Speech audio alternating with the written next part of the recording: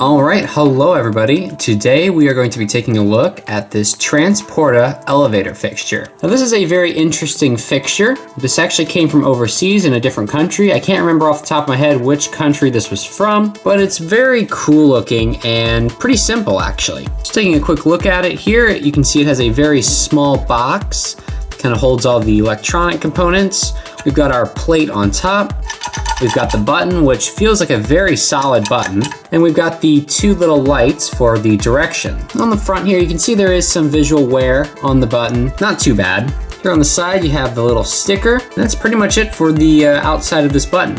So let's go ahead and open it up and take a look on the inside. After removing the two screws, the entire plate pulls off of the button, revealing the contents on the inside. Up here at the top, we have the two bulbs, which light up the arrows, and you can see this one has a ring around it to keep the light only on the one arrow. Down here, we have the actual button, and if we take a look at this thing, it looks very solid. So removing the button reveals what looks to be a small piece of asbestos, which that's kind of interesting how that's down there. And here we have the actual button, and this thing feels very solid. I mean, this thing is a solid button. It's definitely not going to be falling apart anytime soon.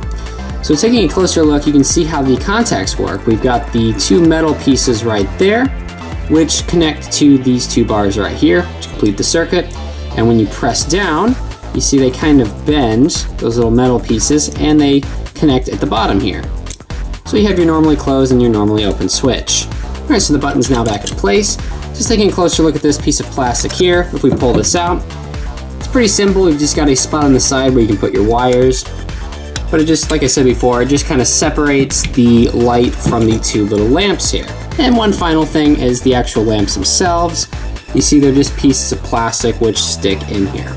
So now that we've taken the button apart, taken a look at it, see how it works, let's do some work with it. So I don't think there's a whole lot we can do with this plate. I'm gonna go ahead and try to clean it up a little bit, although I don't think there's a whole lot we can do. Maybe we can just get some of the fingerprints off, just shine it up a little bit.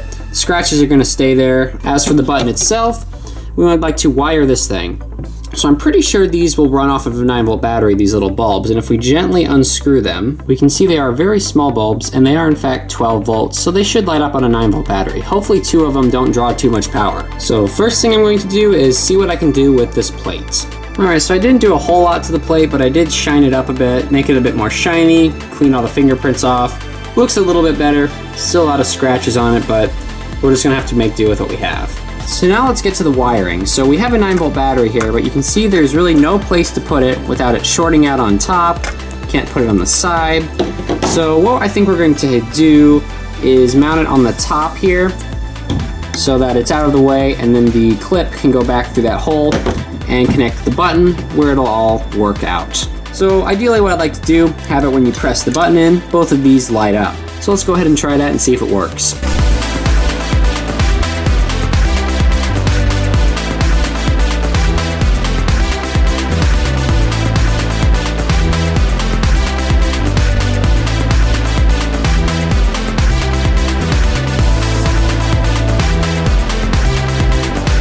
Alright, so the wiring is finished, and this is actually probably as simple as this looks. This was a pain in the butt to get wired up, because the wires just they're so small and there's not a lot of room to work with.